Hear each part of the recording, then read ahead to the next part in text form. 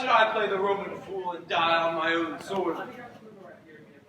While I see the lives, the gashes do better upon them. Turn, hellhound! Turn! Of all men else I have avoided thee, but get thee back. My soul is too much charged with the blood of thine already. I have no words.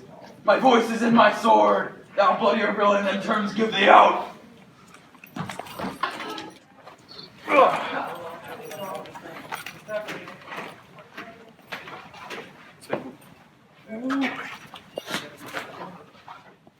Thou losest labor, as easy mayst thou of the entrenchment, ere with keen sword and presses make me bleed. Let fall thy blade on vulnerable crests. I bear a charmed life, which must not yield to you of woman born. Spare thy charm, and let the angel whom thou still hast served tell thee, Macbeth, was from his mother's womb untimely ripped. Accursed be that tongue that tells me so, for it hath cowed my better part of man. And be these juggling fiends no more believed, that palter with us in a double sense, that keep in the word of promise to our ear, and break it to our hope. I'll not fight with thee. Then yield thee, coward, and live to be the show and gaze of the time. We'll have thee, as our rare monsters are, painted upon a pole and underwrit. Here may you see the tyrant. I will not yield to kiss the ground before young Malcolm's feet, and to be baited with the rabble curse. Though Burnham would be come to Dunsinane, and thou opposed, being of no woman born, yet I will try the last, before my body I throw my warlike shield, lay on Macduff, and damned be him that first cries, hold enough! Oh God.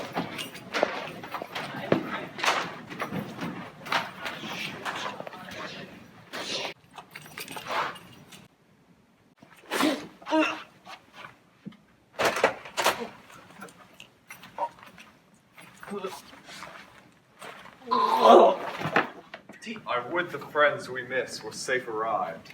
Some must go off, and yet, by these I see, so great a day as this is chiefly bought. Macduff is missing, and your noble son. Your son, my lord. He paid a soldier's debt. He only lived but till he was a man. The which no sooner, and his prowess confirmed, in the unshrinking station, where he fought, but like a man he died. Then he is dead? Aye, and brought off the field. Your cause of sorrow must not be measured by his worth, for then it hath no end. Had he his hurts before? Aye, on the front. Why then, God's soldier be he. Had I as many sons as I have hairs, I would not wish them to a fairer death, and so his kneel is nulled. He's worth more sorrow, and that I'll spend for him. He's worth no more. They say he parted well and paid his score, and so God be with him. Here comes newer comfort. Hail, King, for so thou art. Behold where stands this usurper's cursed head. The time is free. I see thee compassed with thy kingdom's pearl.